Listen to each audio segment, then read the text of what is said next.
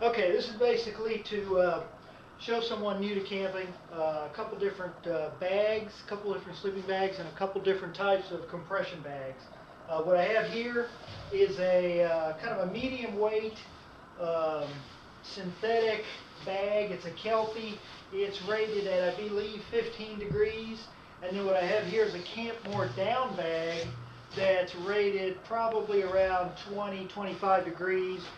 You can tell the down bag is definitely it just feels a lot smaller as far as volume, but it'll definitely keep you very warm.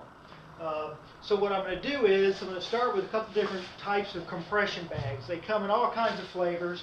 You have this one, which is basically a cylinder, and then you're going to have straps around it that are going to squeeze it, the diameter of the cylinder in. It's really not going to get much shorter, but you can take this big volume and squeeze it back down. So the first thing I'm going to do is take this huge bag and just start shoving it in this compression bag.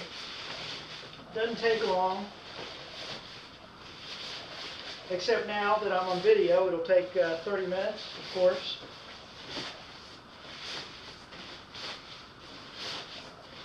And typically the synthetic type bags, they're going to have a lot more volume to them. They're going to be a little bit tougher to stuff in the bags and to get compressed, but you can do it. It's not really that bad. It's not that big a deal. And as you can see, you just keep going at it, and it'll go in the bag pretty easily. And then you basically pull a drawstring on the end of it. And then, so there you have, that's the basic shape of the bag inside, or the sleeping bag inside the compression bag. Then, for this particular type of compression bag, you've got the 3 straps. And you just kind of line each one of them up. And after you do this a couple hundred times, it's really pretty easy. Not too bad. Once you sort of get them lined up, you start pulling on the straps. And you'll see, as you pull a little bit more, if you hold on to the strap and you pull it, you'll get a little better leverage and a little more compression to the strap.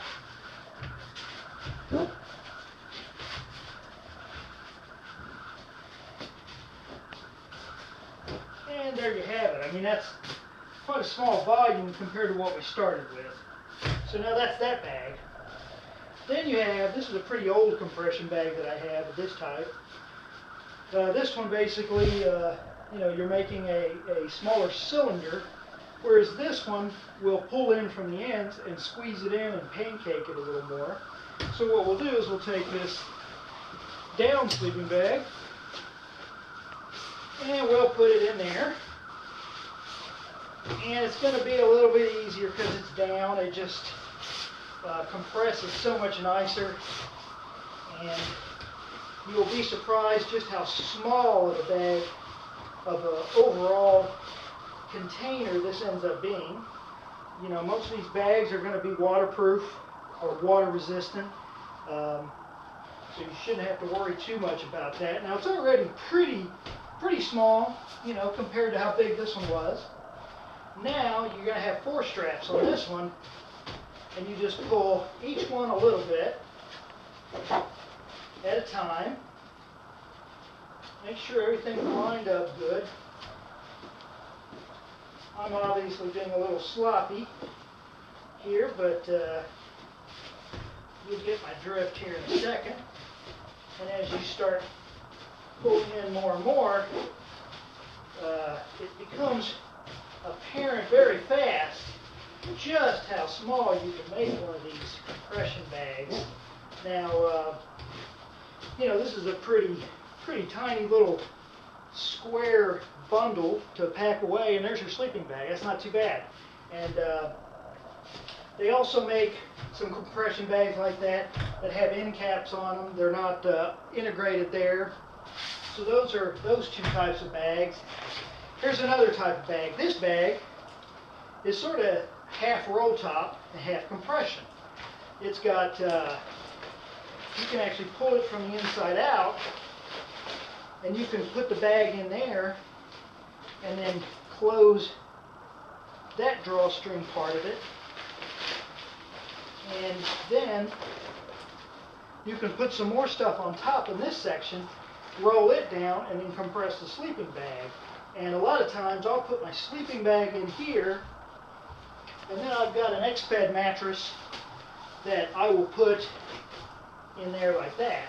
And so basically I'll have my sleeping bag and my mattress in a footprint about that small. So that's not too bad. Anyway, that's the different kinds of compression bags. You know, most of them are waterproof or they have some kind of coating, so you shouldn't be too worried about them getting wet. And that's about it.